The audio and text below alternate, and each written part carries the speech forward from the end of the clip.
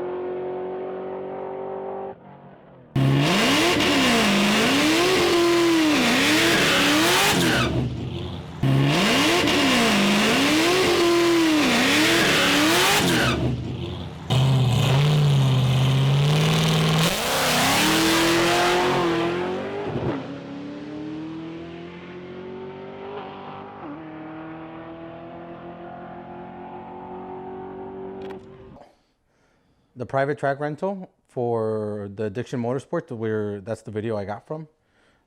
We can talk about my car, and then we took my car and Jessica's car. Jessica is the one that holds pretty much the manual 6th gen record right now. She had a bad day because she broke an axle. So she broke an axle that day, and she wasn't able to. She only got 2 passes in. The first one, the car bogged,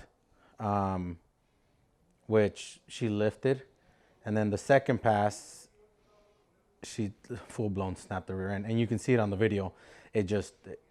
We thought it was a rear end. It was actually an axle. So she was done early that day, and then the rest of the videos are pretty much of my car getting some passes down the track. So that's the first time down the track on the new setup. The new setup on the SS? Yeah, so the new setup. So when we first put the SS together, we were in a rush. We bought the car 3 months ago, 4. We got a blower from Carl at Holding USA, fuel system from DSX. What else did we have on the car? A cam, Frankenstein heads, and FIC injectors. Put it all together, went to the track on a 17-inch rim, and the car ran great. It cut a 1/360 foot and went 942 at 147 miles an hour. Now, the trans is bone stock. Like, it has the Circle D converter. Other than that, it's 100% bone stock with 92,000 miles on it.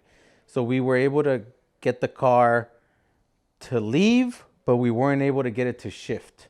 So we had a couple sputters on the 2.3 shift and on the 3.4. So the trans was just not happy. It still ran a 942, which is actually amazing for a stock bottom end, stock transmission car.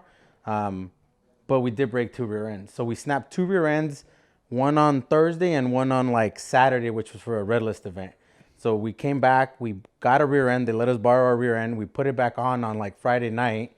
And then Saturday, like the 3rd pass, like snapped it again. Then the car came back and went under the knife again. We ordered a Z01 cradle, which is supposed to be a reinforced, stronger rear end, stronger axles, stronger everything. We ordered the cradle. We ordered a built drive shaft from Drive Shaft Pro. I pulled the motor. I mean, it was making 930 wheel.